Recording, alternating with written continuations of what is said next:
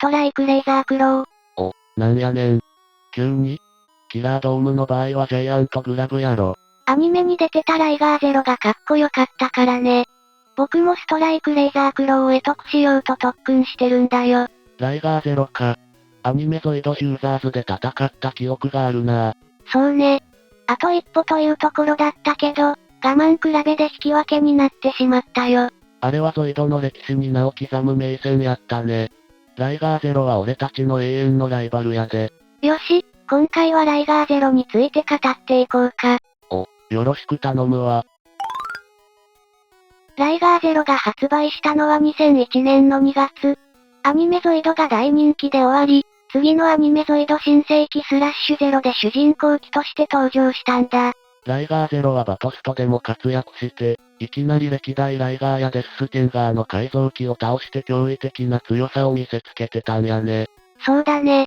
さらにライガーゼロは、3作目のアニメゾイドヒューザーズでも主人公を務めて、バトルストーリーでも2004年まで活躍を見せるんだ。アニメ2作品で主役を務めただけでもすごいのに、発売されてから3年間活躍していた長寿ゾイドなんやね。長期間にわたってゾイドシリーズを牽引してきたのは、ライガーゼロの大きな特徴があってこそなんだ。大きな特徴って、どんなんがあるん？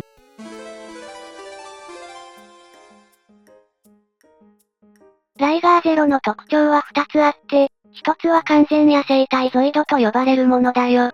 完全野生体って、他のゾイドと何が違うん？まず他のゾイドは、人間の手でゾイドコアの培養、繁殖が行われているんだ。そこに人工パーツを取り付けて、動物型や恐竜型になっているんだよ。ほう。それに対して、完全野生体は人間の手が一切加えられてない、自然界で繁殖した、それこそまさに天然のゾイドコアと金属細胞で成長したゾイドなんだ。ほう、養殖ゾイドじゃなくて、天然ゾイドのコアを使ってるんか。そうそう、そしてこれがライガーゼロの野生体だよ。キットでは未発売のゾイドだけど、人気があってガレージキットを作る猛者もいるんだ。確かに、人の手が加えられたゾイドと比べたらより生物的やね。バイオゾイドか、ワイルドシリーズの骨格形態みたいや。過去の惑星 G では多くの野生体が生息していたんだよ。でも、人間による野生ゾイドの家畜化に始まり、環境の変化に合わせての改造兵器化、人工化でのゾイドコアの培養が目立ち、さらには水星の衝突により起こった惑星 G 大異変の影響で、多くのゾイド原種が絶滅危惧状態に追い詰められたんだ。人為的な面と自然の脅威も相まって、野生のゾイドは絶滅に追い込まれたわけか。そうそう。ただそんな大異変を生き延びた完全野生体は同時代の他のゾイドよりも、はるかに強靭な生命力とパワーを有しているとても貴重な存在なんだ。過酷な環境で育ったからこそ手に入れた能力やね。ここまではバトストやキットの説明だけど、アニメゾイド新世紀スラッシュゼロでは完全野生体ではなく、アルティメット X がライガーゼロと他のゾイドを差別化するポイントになっていたよ。X？ なんだか治安の悪い SNS みたいやね。おい、やめろって。作中ではアルティメット X をオーガノイドシステムを持つゾイドと表現していたよ。オーガノイドシステム？バトストに出てきたのとは別なの？そうだよ。アニメのオーガノイドシステムは、高度な学習機能のことを指していて、戦闘経験を重ねて強くなっていくのが特徴なんだ。そういえば、アニメでライガーゼロやバーサークヒューラーのブラックボックスの描写で、ジークやシャドウの頭っぽいデザインが書かれていたね。そうそう。正確な設定は公開されていないけど、前作のアニメで活躍したオーガノイドがライガーゼロや、バーサークヒューラーに引き継がれているのかもしれないね。ワクワクする妄想ができて良い塩梅やね。アニメゾイドヒューザーズは、完全野生体やアルティメット X といった説明はなく、主人公 RD の父の愛機としてライガーゼロが登場するんだ。ほう。100年以上前の大戦を生き延びた、という極めて長寿で生命力が強い個体とされ、実質的に絶滅状態にあるライガーゼロの、最後の生き残りの一体だと言われているみたい。そのため、ライガーゼロ自体を知らない人間もいるんだよ。どこの旧式だとか言われたりと、どちらかというと、マイナスな面で珍しがられとったな。また RD がライガーゼロでゾイド進入禁止の道路を爆走した際、ライガーが戯れるような走りをする映写が見られたね。気を抜いたら勝手に動くところは、野生の本能を持つライガーゼロらしい部分やな。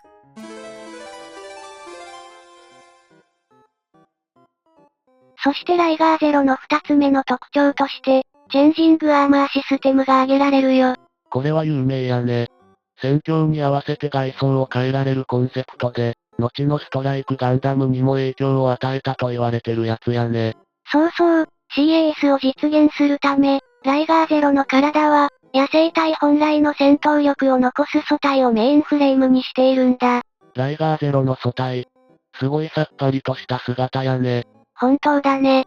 骨格に関節やサスペンションが剥き出しの獅子で、装甲板も武器もついていないんだ。戦いに使えるものといったら、爪と牙くらいやな。その通り。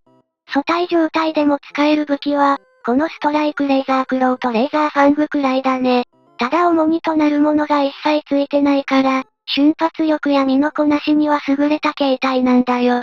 なんか、しがらみのない状態で動けるって言えば、聞こえはいいけど、やっぱりこの形態は戦闘ではちょっと不安やな。確かに素体はアニメでは、戦闘に向かない形態として描かれていたけど、バトストや漫画では活躍があるんだ。あ、先輩のジャミングが素体に効かなかったって聞いたことがあるわ。この素体にアーマーをつけることで、ライガーゼロは様々な姿になるんだ。異世界人形みたいで面白いな。基本の形態はタイプゼロと呼ばれる白い姿なんだ。アニメのスラッシュゼロでは単純にゼロユニットと呼ばれているよ。一番印象的なアーマーやね。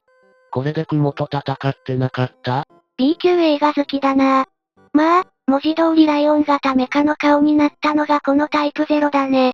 最高時速 307km まで加速可能なイオンターボブースターに、高速走行時に機体を安定させるダウンフォーススタビライザー、胸部の AZ に連装ショックカノンと、尻尾のハイ電子ビームガンという、最小限の武装で構成された CAS ユニットだよ。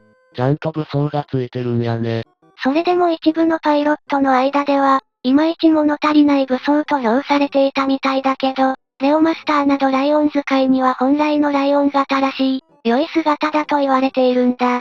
そして、バトストの戦闘テストではシールドライガー DCSJ や量産型ブレードライガーを相手に圧倒的なパワーでねじ伏せていたよ。巨大砲塔や剣を持った相手に、爪と牙で勝ってまうなんて、異次元の強さやな。そうだね。そしてライガーゼロ最大の必殺技が、両前足の爪から放たれる、ストライクレーザークローなんだ。ゾイドコアから発せられるエネルギーを爪に集中させて、高速移動で相手に接近し、そのまま爪を振るい上げて飛びかかる。大抵のゾイドの走行は、紙切れのように引き裂くことができるよ。アニメでは両方のカウルや、前足の関節も光り輝いているのがかっこよかったな。確かに。あれがかっこよくて僕もさっき練習してたんだ。ゼロユニットの各カウルは、野生体ゾイドコアの強大なエネルギーから生み出された熱を効率よく排熱するための、頭部強制冷却システムだよ。アニメでは兄弟機のバーサークヒューラーも、素体のままで家電粒子砲を撃つのは危険だと言われていたから、おそらくライガーゼロもアーマーを装備した方が安全にストライクレーザークローを放てるんじゃないかな？なるほど。そう思うと、タイプ0ユニットはライガーゼロの野生の闘争心や、戦闘能力の全てをバランスよく引き出せる武装やな。続けて、他のアーマーも紹介していくよ。まずは、アニメやバトストで早期に登場したイエーガーユニットだよ。ライガーゼロの高速形態で、大型イオンブースターを使った時速 330km の高速移動を実現しているんだ。漫画ではあんまり活躍しなかったけど、アニメではライトニングサイクスとの超高速でのぶつかり合い、バトストでは改造デススケンガーの関節をピンポイントで切り裂いたりと活躍してたね。特にアニメでよく使われていたから、ライガーゼロの CAS といえば、イエーガーを連想する人が多そうだね。次はシュナイダーユニットだよ。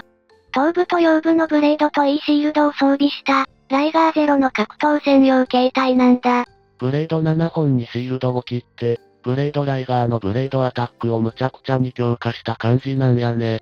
バトストではデスチェンガーの装甲を切り裂き、アニメではブレードライガーのブレードアタックとぶつかり合ったり、派手な活躍が多かったね。そうそう、その分、エネルギー消費が多くて、稼働時間が短いのが弱点なんだ。アニメオリジナルのセブンブレードアタックは、見るからに最終必殺技って感じでかっこよかったわ。3つ目の CAS はパンツァーユニットだよ。ライガーゼロの砲撃形態で、シールドライガー DCS の発展形になるんだ。シールドライガー DCS の発展形なんやね。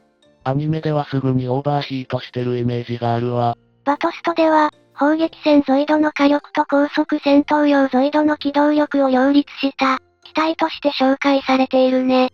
最高速度は 285km もあるんだ。アニメと全然違くて、めちゃ速いのね。妄想戦機でも活躍して、白いライガーゼロパンツァーがエリスの愛機として活躍するよ。そしてアニメ未登場の帝国軍仕様のライガーゼロもいるんだ。俺の同僚やね。帝国仕様は、赤いタイプゼロユニットと、光学迷彩のアーマーと電磁武器を装備した X ユニットが存在しているよ。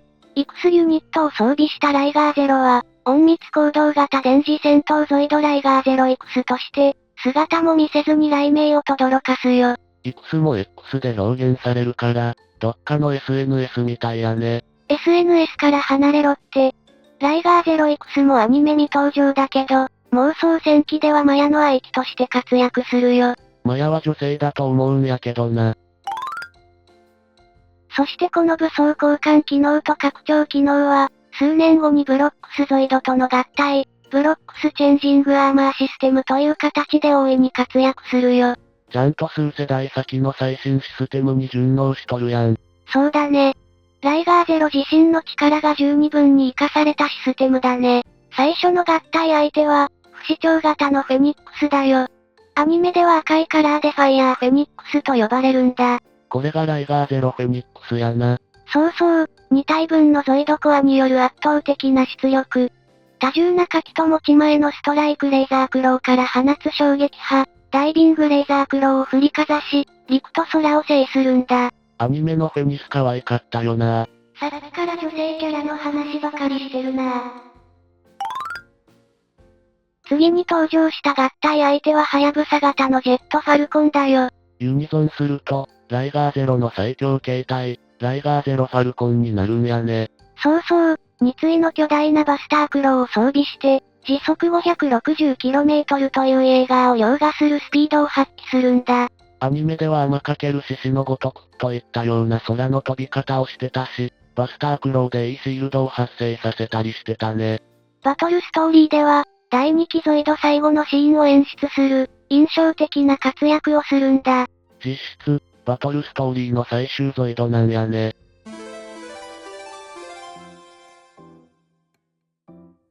なるほど。いやー、ここまでライガーゼロの能力やストーリー、様々な形態を見ることができたな。そうだね。ただライガーゼロはここで紹介したものの他にも、漫画版のみに登場した形態、ライトノベルに登場したアッシュ、アニメゾイドジェネシスにもオープニングと本編でもワンシーンのみ登場したりと、様々な作品で登場、活躍しているんだよ。まさにゾイドの代名詞と言えるゾイドやね。デザインが良くて、アーマーを交換ができる汎用性の高さが、長寿化や人気につながったんやろうね。ライガーゼロの功績は大きいんだ。ストライクガンダムはもちろん、第3期ゾイドのゾイドワイルドでも骨格形態にアーマーを取り付けて、バリエーションを再現するようにして、そのコンセプトは脈々と受け継がれているんだ。販売されたキットも宝トミー版から稼働王、HMM、超合金と豊富なラインナップで、どれも CAS を再現しているのがすごすぎるやね。無限に続いていくゼロからの進化、さすがは我らのライバル。あ、まだライバルって言ってたんだね。まあ、誕生から20年以上経っても色褪せない人気ぶりは確かにすごいよね。そんな素敵なゾイドたちをこれからもどんどん紹介していくよ。ほな、今回はここまで。ご視聴ありがとうございました。